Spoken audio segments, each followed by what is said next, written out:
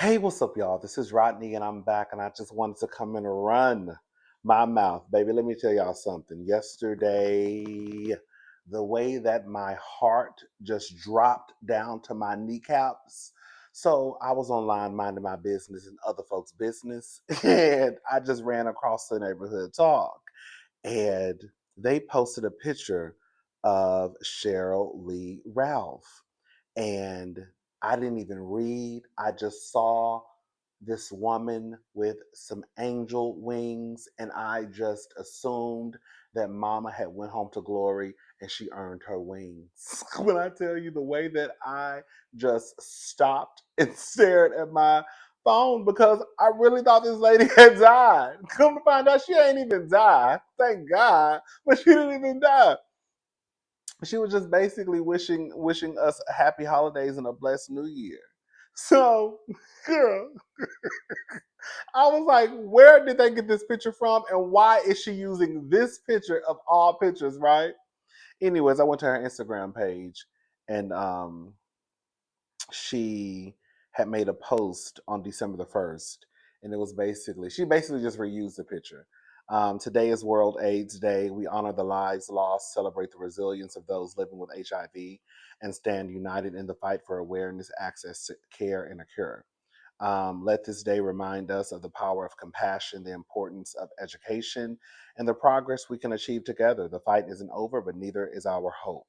So that's the picture that she used for World AIDS Day, and I guess she just reused the picture for for Christmas.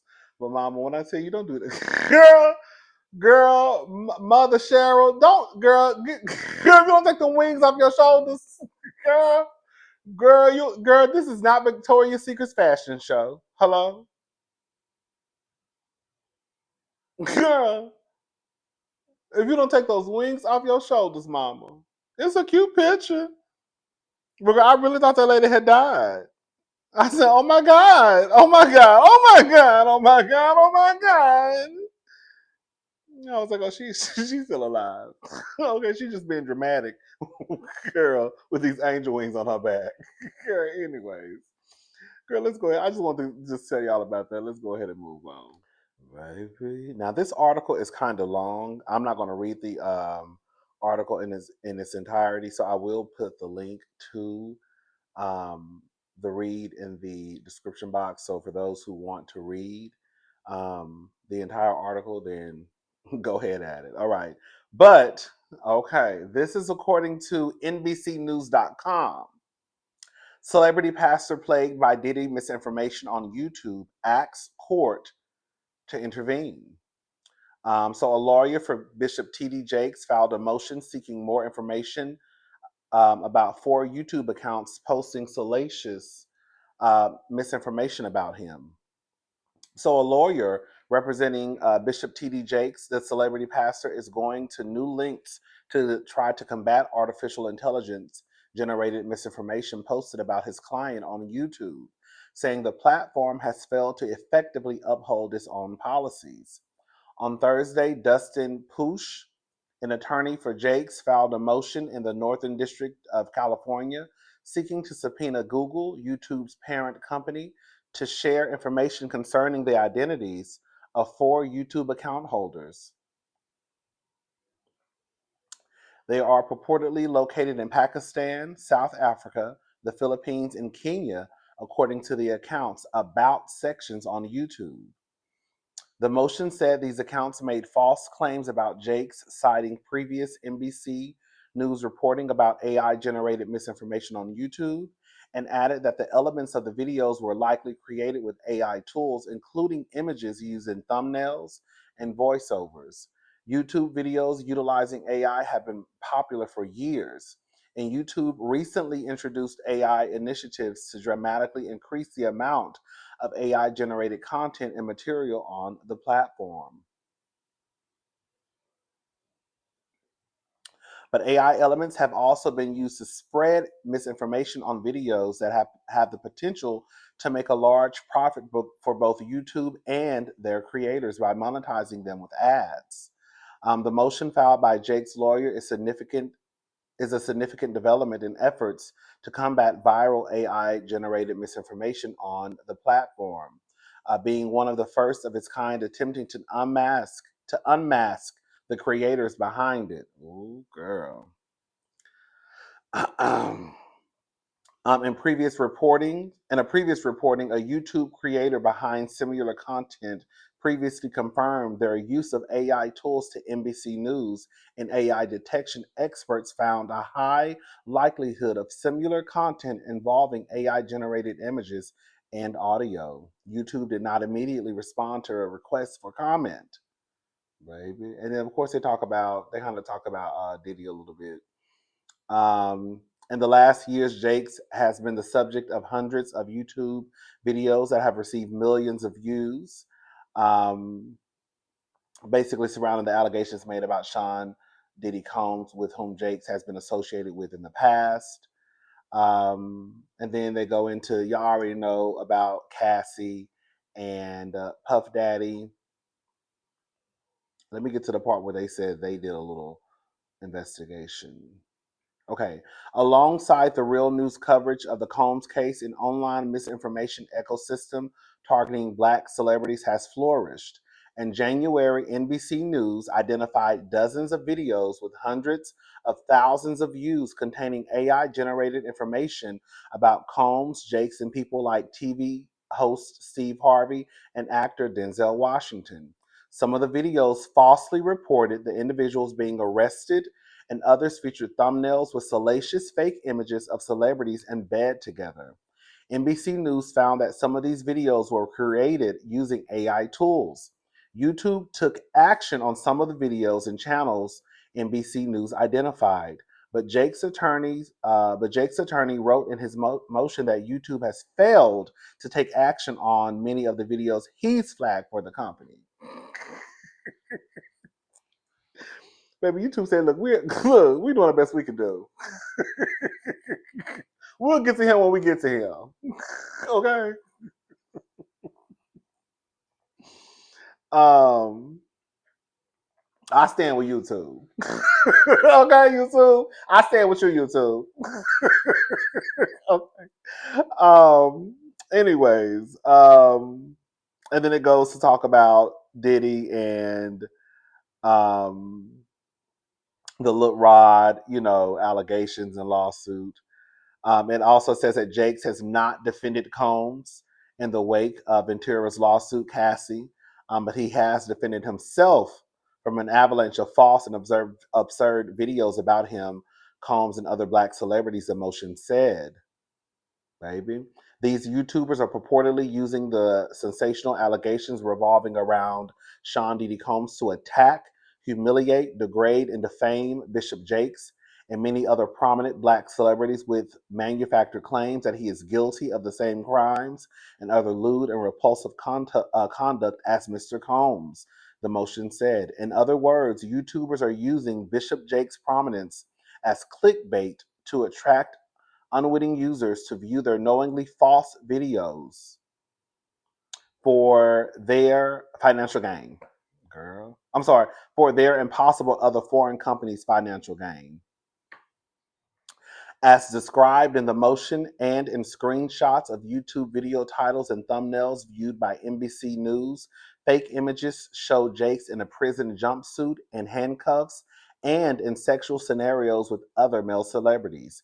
Video titles falsely claim that Jake was arrested, came out as gay, and stepped down from his position at the Potter's house. Baby. The motion said that Jake's legal action follows a year-long attempt to engage with YouTube's legal counsel on the issue. Girl, a year long, honey. YouTube already. I told y'all. YouTube said, "Girl, wait in line," as well as report videos that violate YouTube's community guidelines around misleading thumbnails, spam, misinformation. YouTube has removed some of the videos, but left the majority up. The motion said, "Girl, listen, this is a mess. I ain't got nothing to do with it. I just wanted to come down here and tell y'all the tea. All right." Mr. TD Jakes said, "Baby, not on my watch. Baby, the girls are trying to take a man of God down." He said he going down. He ain't going down without a fight, baby girl. Anyways, y'all, let's go ahead and move on. Listen to this. Y'all know I don't keep up with sports like that unless it's a mess going on. This was reported by the Jasmine brand. I'm actually going to play the clip so you can see what I'm talking about. So, Minnesota Timberwolves star Anthony Edwards fined $75,000 for calling referees effing terrible. So, Anthony Edwards of the Minnesota Timberwolves was fined $75,000 by the NBA for public criticism of officiating and using inappropriate and profane language. Anthony Edwards of the Minnesota Timberwolves was fined $75,000 by the NBA for public criticism of officiating and using inappropriate and profane language, according to NBA basketball operations head Joe Dumars. The remarks came after Minnesota's 113-103 loss to the Golden State Warriors on Saturday.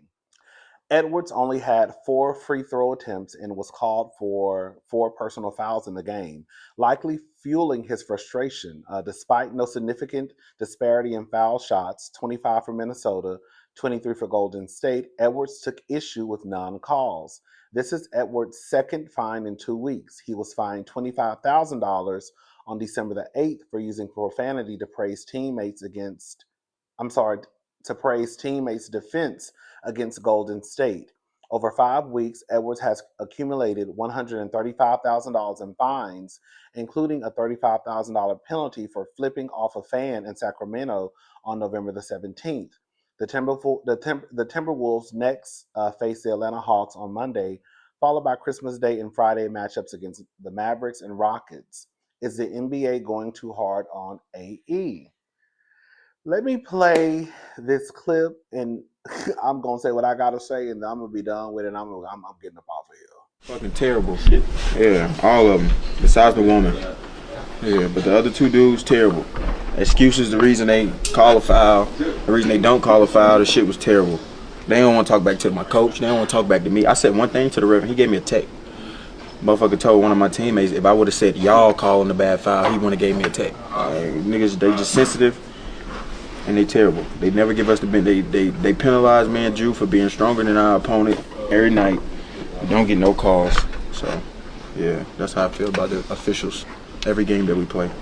Did the frustration of that carry over, like, in the game? No. Did you just not let it? No, I didn't care. I mean, it's just hard that everybody keeps saying play through it. It's easy to say that when you're not dealing with it. Right. So.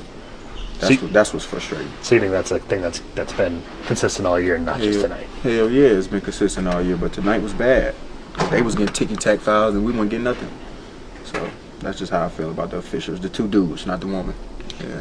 Do you feel like the frustration, has that impacted the way you attack? Like, I know they are often guys, like, they're sending extra help and stuff. It does seem like sometimes you're not going as much as, like, you otherwise would. Yeah, and that's why.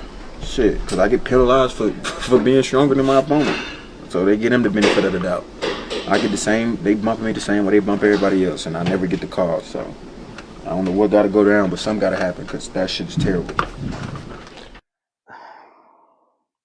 Can we have an honest conversation?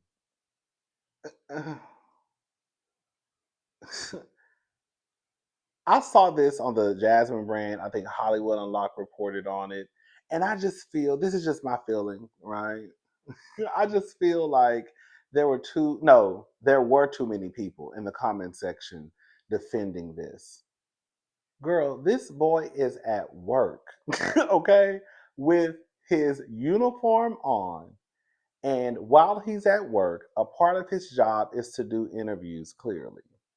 And while he's doing an interview, he starts to say MF. He done call these people niggas. Girl, cursing. And then y'all get mad and want to get in the comment section. Not y'all, but y'all. Shout out to the diva. Talking about ain't no freedom of speech. Girl, they always trying to keep somebody quiet. Girl, it's not about being quiet. He could have just said, I'm disappointed in some of the way that the game went. I'm disappointed in some of the calls. Better luck next time. I don't know, short and simple and sweet, right? But to act like you don't understand why this man was fined, You go to your job and you start to drop MFs and say the N word and see, will there not be a consequence? There may not be a $75,000 consequence, but you may be unemployed, right? Which is probably worse. Like, I don't, listen, I don't know how this fine stuff works for the NFL, the NBA, the NHL, the Major League Baseball. I don't know how this stuff works, right? I wasn't in the room when they decided, girl, this is the dollar amount that we're going to charge them if they say something out of line, or fine them if they say something out of line. But the fact remains that they know that they have to go to work and do their job. And if they do something that goes against company policy or the rules that are in place, you will be fined. It's kind of like going to your job late and being surprised that you got a write up. When you know if you go to work late, you're gonna receive a write up. If you go to work and you're doing an interview, right? And I don't know if this was clearly it was on. I don't know if this was live TV. I don't know. But if you go to work and you start cursing during an interview because you're frustrated with the game, and then you start saying the N word and other words, why are we surprised that you got a fine? Because you know that's what happens when you do things that you're not supposed to do. I looked up his age. He's 23. He's young. He needs to grow up. And I'm going to go ahead and say it. So do other people who feel like you can go to work and just say what you want to say while you're representing the company. You are not at home. You are the employee, believe it or not. He is not the employer. He's the employee. And you represent this billion dollar industry. Take your ass to work. When you are asked questions, you need to know how to answer them without saying nigga and MF, girl, and effing. If you got to make it short and sweet, make it short and sweet. But while you have that uniform on and while you're representing the company, you will act like you got some sense. Girl, I don't understand how that's so hard to understand.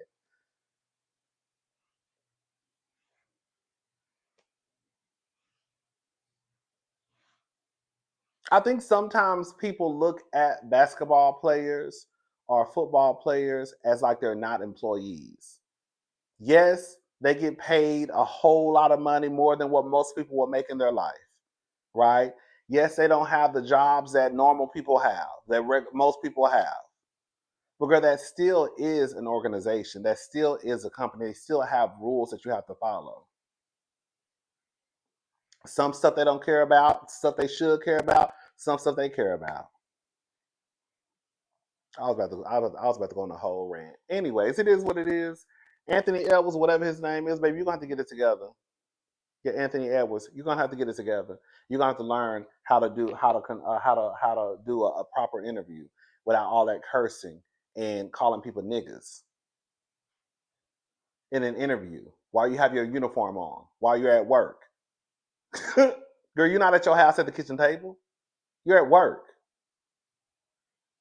Anyways, it is what it is. It ain't my money. Okay.